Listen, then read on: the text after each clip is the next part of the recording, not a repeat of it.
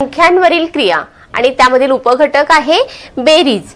याचा आपल्याला अभ्यास करायचा आहे। काही महत्त्वाचे मुद्दे आहेत ते समजून घ्यायचे आहेत आणि त्यावरील सराव प्रश्न सोडवायचे आहेत। आता विद्यार्थी मित्रांनो, तुम्ही म्हणत असाल की बेरीज हा किती महत्त्वाचा प्रश्न आहे आणि बेरीज तर आम्हाला सर्वांना येतेच। बरोबर आहे, तुम्ही लहानपणापासून शिकत आला आहात, हिशोब करत आला आहात।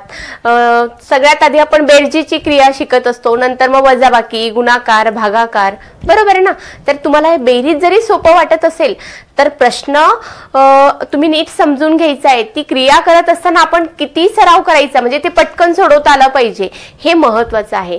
तुम्ही वारंवार जर अनेक प्रश्न सोडवले तर तुम्हाला बेरीज ही मनातल्या मनात करता येणं सुद्धा सोपं जाणार आहे।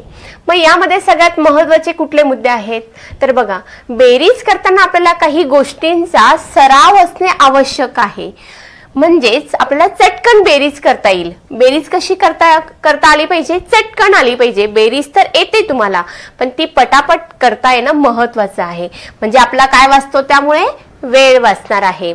आणि लक्षात ठेवायच्या काही गोष्टी आहेत मग त्यासाठी की आपल्याला पटकन गणित सोडवता येण्यासाठी काय महत्त्वाचं आहे, त्या हातचे तुम्ही मनात ठेवण्याची सवय लावायची।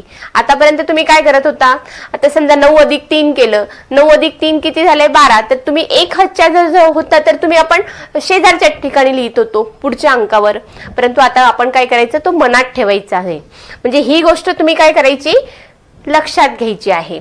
आता पुढचा काय आहे मुद्दा, बेरीज करताना आपल्याला स्थानानुसारच अंकांची मांडणी करावी। आता स्थान, तुम्हाला स्थानिक किंमत आणि दर्शनी किंमत हे तर आपण मागच्या व्हिडिओमध्ये पण शिकलो आहोत की स्थानिक किंमत ही खूप महत्त्वाची आहे, म्हणजे कुठल्या स्थानावर कोणता अंक आहे ते सगळ्यात महत्त्वाचं आहे।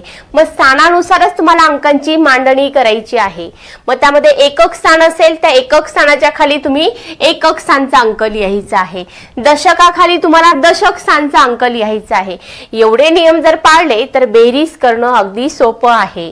त्याच पद्धतीने तुम्हाला आडव्या मांडणीत बेरीज करताना काय की उजवीकडून, आपला हात उजवा, अंकाची बाजू सुद्धा उजवी, तर उजवीकडून डावीकडे असं क्रमाक्रमाने येत तुम्हाला बेरीज करण्याचा सराव करायचा आहे। त्यानंतर तुम्ही हातचा तर मनात धरलाय, मॅडमने सांगितलं हातचा मनात धरा, पण तो हातचा काय करायचा आहे, पुढच्या अंकात आपला न विसरता बेरजेत घ्यायचा आहे, तरच तुमचं उत्तर सोपं जाणार आहे। म्हणजे अशा पद्धतीने तुम्ही हे महत्त्वाचे जे मुद्दे आहेत त्याकडे तुम्ही लक्ष द्यायचं आहे। त्यानंतर अजून काय महत्त्वाचं, शाब्दिक उदाहरणात नेहमी काय माहिती दिली आहे, म्हणजे आपल्याला पेन घेऊया आधी, आपण काय माहिती दिलेली आहे ते महत्त्वाचे आहे आणि आपल्याला काय शोधायचं आहे। म्हणजे एखादं शाब्दिक उदाहरण दिलं असेल तर कोणती माहिती दिली आहे, त्याच्यामध्ये काय करायचं आहे, आपल्याला काय शोधायचं आहे, आपल्याला ते महत्त्वाचं आहे। म्हणजे काय काढायचं आहे आणि त्यासाठी कोणती क्रिया करायची आहे। आता क्रिया कोणकोणत्या आहेत बरं, सांगा बरं मला, कोणत्या क्रिया आहेत, बेरीज आहे, वजाबाकी आहे, गुणाकार आहे, भागाकार आहे। तर आपल्याला त्या उदाहरणामध्ये नेमकी कोणती क्रिया करायची आहे ते आपल्याला जाणून घेणं महत्त्वाचं आहे आणि याचा बारकाईने आपल्याला अभ्यास करणं महत्त्वाचं आहे। आता विद्यार्थी मित्रांनो, तुम्ही बघितलंच हे सर्व महत्त्वाचे मुद्दे आहेत।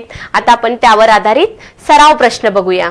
आता बघा, या पद्धतीने प्रश्न दिलेला आहे, तुम्हाला आधीच सांगितलंय मी सोडवताना काय बघायचं की आपल्याला उभी मांडणी करत असताना आपण एकाखाली एक, म्हणजे एककाखाली एकक अंक आला पाहिजे, दशकाखाली दशक अंक आला पाहिजे। आता इथे किती अंकी संख्या आहे, 5 अंकी संख्या आहे, म्हणजे 63,218 अधिक 32,406 अशा पद्धतीचे अंक दिलेले आहेत आणि अगदी सोपं आहे। बघा बरं, करून बघूया आपण। 63,218 अधिक 32,406 करा बरं बेरीज, पटापट सांगा मला। 8 अधिक 6 किती झाले, 14। एक हातच्या आपल्याला मनात धरायचं आहे, तुम्ही इथे लिहिला तरी चालेल परंतु आपण मनात धरायचं आहे। 1 अधिक 1 2 झाले, 4 अधिक 2 6, 3 अधिक 2 5 आणि 6 आणि 3 9। कोणती संख्या झाली, 95,624 आहे का पर्यायामध्ये, 95,614 नाही, 95,624 म्हणजे पर्याय क्रमांक 2 या ठिकाणी बरोबर उत्तर दिलंय। 95,634 604 हे चूक आहेत. म्हणजे उत्तर कुठलं बरोबर आहे? मग पर्याय क्रमांक 2 हे झालं आपलं अचूक असं उत्तर. आता आपण पुढचा प्रश्नाकडे वळूया. काय दिलाय प्रश्न बघा, मागच्या प्रश्नाप्रमाणेच दिलेला आहे. संख्येचं वाचन करणं सुद्धा सोपं आहे. किती अंकी संख्या आहे? 5 अंकी. इथे पण 5 अंकी संख्या दिलेली आहे. आपण सोडवायला घेऊया. 90,909 अधिक 67,827. आता उभी मांडणी करायची आहे. 90,909 अधिक 67,827. लिहिताना आपण काय केलं? एककाखाली एकक लिहिला. हे सगळ्यात महत्वाचं आहे. ही गोष्ट तुम्ही पाळली म्हणजे तुम्हाला बेरीज करणं सोपं जाणार आहे.